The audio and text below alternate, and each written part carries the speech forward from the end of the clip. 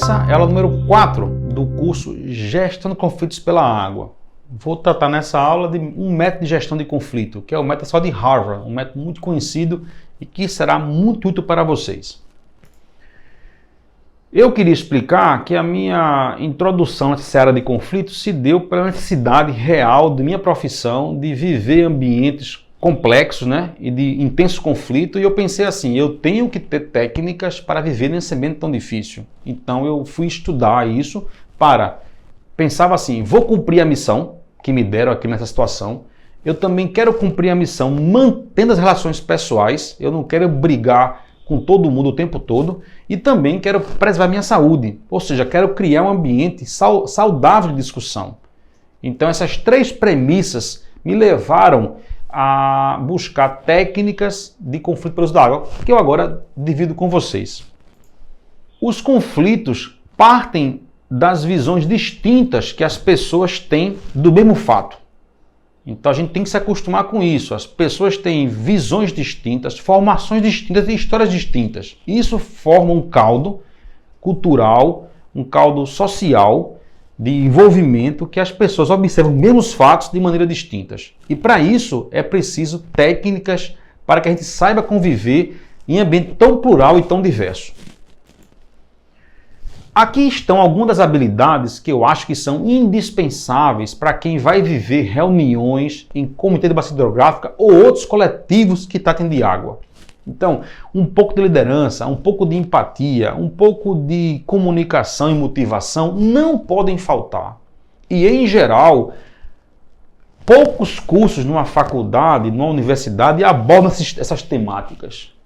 Muitas pessoas talvez saiam da faculdade com conhecimentos técnicos específicos, mas sem essa visão holística dessas maneiras e técnicas de você conduzir uma reunião, conduzir um coletivo para encontrar acordos e construir pactos. Então, essas temáticas são todas muito importantes para quem vai andar em ambientes como o de comitê de bacia hidrográfica ou qualquer outro coletivo que o tema água seja envolvido. Nesse curso em questão, nesse meu curso aqui, eu vou tratar do único tema aqui, em amarelo, que é o tema dos conflitos, gestão de conflitos. Muito embora cada um aqui dos demais temas merecia um curso à parte. Então, técnicas de conflitos, elas não solucionam todos os problemas da humanidade, né? Ela não é uma panaceia.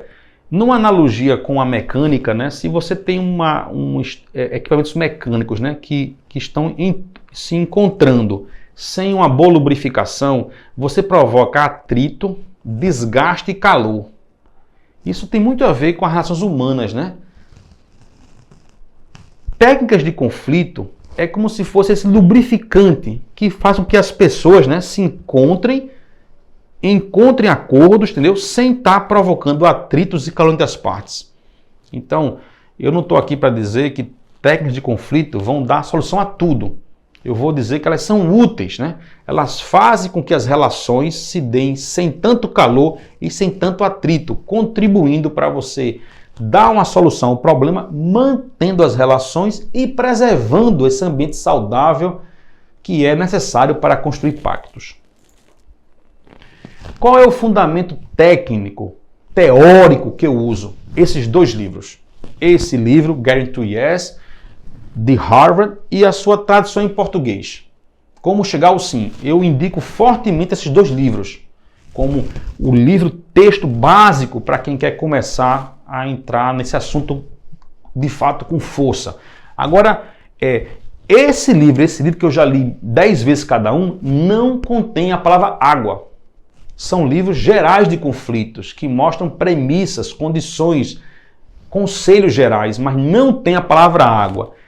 Então, o meu livro, que eu escrevi para um curso de conflito que eu dei para a Ana, esse não. Esse é um livro que pega as técnicas de Harvard e aplica ao tema água. Então, da primeira à última página, eu só trato o tema água. Não há nenhum exemplo familiar ou nenhum exemplo do comércio para explicar conflito. Então, da primeira à última página, eu só trago exemplos reais, contemporâneos do tema água. Então, eu recomendo os livros de Harvard como embasamento geral e recomendo o meu livro para aquelas pessoas que querem, né, ler uma literatura específica dos problemas da água que elas vão enfrentar. Esse livro, como vocês sabem, né, está disponível para os colegas que estão aqui comigo nesse curso. O que é que fala o método de Harvard? O método de Harvard fala em 4 passos que você deve atender quando você está numa situação de conflito e quer construir uma solução pacífica, uma solução pactuada. Então, 4 passos. Primeiro passo, separar a pessoa do problema. Segundo passo, entender o que é posição e interesse. Terceiro passo, opções. Quais são as opções que eu tenho? E quarto, critérios. Eu vou agora, na sequência, abordar cada um desses passos em profundidade, ok? E especialmente o 3, eu preparei 2 aulas só para o passo 3, porque o Brasil tem um conjunto gigante de opções para conflitos que já foram testados e aprovados. Então eu entendi que para o passo 3 eu vou ter 2 aulas só para mostrar um conjunto real de opções que o Brasil usou para dirimir conflitos. Mas na aula de hoje eu vou trazer rapidamente um exemplo de cada um desses 4 passos. Vamos lá? Primeiro passo, separar a pessoa do problema. É um conselho simples, às vezes até óbvio, mas de difícil implementação, porque envolve o controle das emoções. Numa reunião de conflito pelo uso da água, você pode estar muito emocionado, você pode estar com medo, você pode estar sendo ameaçado. Isso faz você funcionar em um modo muito arisco, né? Você fica muito desafiado. Isso pode lhe levar a uma situação que em algum momento você pode, ao atacar o problema, também atacar a pessoa. É muito comum em reuniões de comitê você presenciar situações que alguém perde, né, a calma e ataca a pessoa e o problema. Então, o que é que diz a técnica de Harvard para gerir conflitos de maneira adequada? Primeiro passo, controlar as emoções, respirar fundo, ter calma para tratar bem a pessoa, atacar o problema. E é possível isso. É possível. Eu vou trabalhar minha mente para, numa reunião tensa, eu vou respeitar a outra parte, eu vou tratá-la com respeito, com atenção, mas vou ser duro com o problema. Eu trago aqui um exemplo que eu vivi, que eu nunca esqueci, que foi um debate que aconteceu em 2003, onde se discutia o projeto de integração do Rio São Francisco. Então, um orador, ele foi para um auditório lotado, não cabia mais ninguém no auditório, assim, o ambiente estava tenso. E esse orador, brilhantemente, ele defendeu a obra. Ele dizia que a obra tinha que ser feita porque ninguém vai negar um copo d'água para o irmão do sertão nordestino. Então ele se baseava nessa alusão, né, de dividir águas entre quem quase não tem água. Ao mesmo tempo, ele dominava muito a obra, ele sabia das alturas manométricas, geométricas, né? Ele sabia que tinha adutoras, túneis, canais. Então ele misturava emoção e técnica para causar na Assembleia, né, uma grande impressão favorável. E ele falou por quase 1 hora num tom de muita emoção. Na sequência, assim que ele sentou, um outro colega ia falar contra a obra, porque assim era a dinâmica do evento. E eu fiquei lá do fundo observando, eu dizia, poxa, o que vai falar agora essa pessoa contra a obra se o colega anterior já falou 1 hora com grande paixão a favor dessa obra? Eu pensei que ia dar uma confusão, que ia dar um atrito entre as pessoas. Mas a segunda pessoa a falar se comportou conforme o método. Então ela começou assim, ela fez menção ao colega que o antecedeu, disse, eu admiro muito o seu trabalho, eu queria dizer que gosto demais dos seus livros, você é uma pessoa dedicada ao tema da água, você já foi meu professor em outros momentos, eu tenho um grande apreço pelo seu trabalho, respeito demais a sua dedicação ao tema da água. Agora eu vou lhe pedir licença para, nesse ponto, divergir do senhor, porque essa obra ela não é sustentável. E aí, o segundo orador, durante 1 hora, atacou a obra, né, nos pontos frágeis da obra. Então, o que eu quero chamar a atenção aqui nesse ponto? Observe que o segundo orador, não é isso? Ele praticou o que manda o método. Um tema complexo, um tema difícil, um tema quente, um tema aquecido, mas ele separou a pessoa do problema. Ele não atacou a pessoa, ele, pelo contrário, ele preservou a pessoa, ele tratou bem a pessoa e atacou o problema. E criou na audiência um clima de respeito, um clima de cordialidade, do tipo, vamos tratar de um tema complexo, agora com a devida educação, com o devido respeito entre as partes, não deixando de ser um tema aguerrido, né, e aquecido. Então, é um exemplo real, prático, de que eu vivi nesse tema da água, onde o orador praticou o passo 1 do método.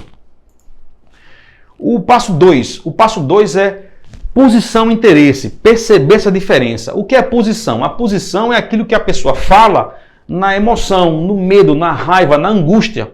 E o que é o interesse? É aquilo que de fato ela quer ver resolvida. E é preciso ouvidos treinados, né, para você dizer, poxa, a pessoa falou isso, mas ela de fato quer que aquilo seja realizado. E às vezes você vai ver com a sua experiência que essas duas coisas estão separadas, que uma coisa é a posição, a outra é o interesse. Os ouvidos treinados vão perceber isso. Aqui eu trago um exemplo muito interessante também do Rio São Francisco. Havia um debate na época daquela crise hídrica do São Francisco sobre rebaixar ainda mais as vazões do Rio São Francisco. E chegou um momento que uma turma dizia assim, se você baixar a vazão de 700 para 600, a minha captação vai ficar seca. Eu tenho uma captação fixa, né? E se essa água baixar demais, eu não vou conseguir captar essa água. Isso vai causar grande transtorno na minha cidade. E ninguém queria isso, ninguém queria que a água baixasse a um nível, né, que tirasse uma capital do estado, de um estado do Brasil, da oferta de água. Depois de algum tempo, o que é que foi percebido? Que a pessoa dizia assim, como posição, a vazão não pode baixar. Mas aí alguém falou assim, mas veja só, mas tenha calma. No seu caso aqui, essa captação, você quer 3 metros cúbicos por segundo. 3. A gente está falando de 600. A gente quer baixar para 600. Você quer 3. Tem água demais. Você não tem a cota. Então, o que você não quer, não é que baixe para 600. Você não quer ficar com a captação a seco. Então, qual é a solução? Como opção, foi colocar flutuador. Porque a água tem. Então, veja que isso foi transformador, essa percepção. Porque a gente ficou paralisado com esse debate, porque ninguém queria que uma capital ficasse sem água. Ao mesmo tempo, se percebeu o seguinte, não, mas é verdade. A gente rebaixa a vazão para 600 e a capital, que é 3 metros cúbicos por segundo, ela vai continuar. Só vai exigir que ela tenha uma captação flutuante. Então, veja que os ouvidos treinados levaram tempo a perceber isso, mas ao final perceberam isso. A distinção entre a posição e o interesse. Então, mais uma vez, posição é o que você fala na hora do medo, da raiva, da angústia. Interesse é aquilo que você de fato quer ver resolvido, quer ver alcançado para ter o problema resolvido. O passo 3 trata de opções. Nós vamos ter muitas opções aqui nesse curso. Para isso, nós temos 3 aulas só para opções. Mas aqui eu vou dar um único exemplo. Suponha que o debate seja uma região que tem pouca água e que tem muito efluente lançado sem tratamento. Então, um exemplo poderia ser o reuso. O reuso pode ser uma opção. Eu vou reusar uma água que já passou por uma ETE. Aqui tem um exemplo típico disso, de que vários países usam essa estrutura, essa opção como fonte para resolver seus conflitos pela água. Veja o caso de Israel. 86% do efluente doméstico de Israel é tratado e reusado. E nesse caso aqui, o Brasil não está nem na foto. Então, o Brasil tem uma grande oportunidade de avançar no reuso como sendo uma opção para enfrentar algum dos seus conflitos pela água. Esse tema, como eu já falei, merece mais aulas e vamos ter 3 aulas sobre esse tema.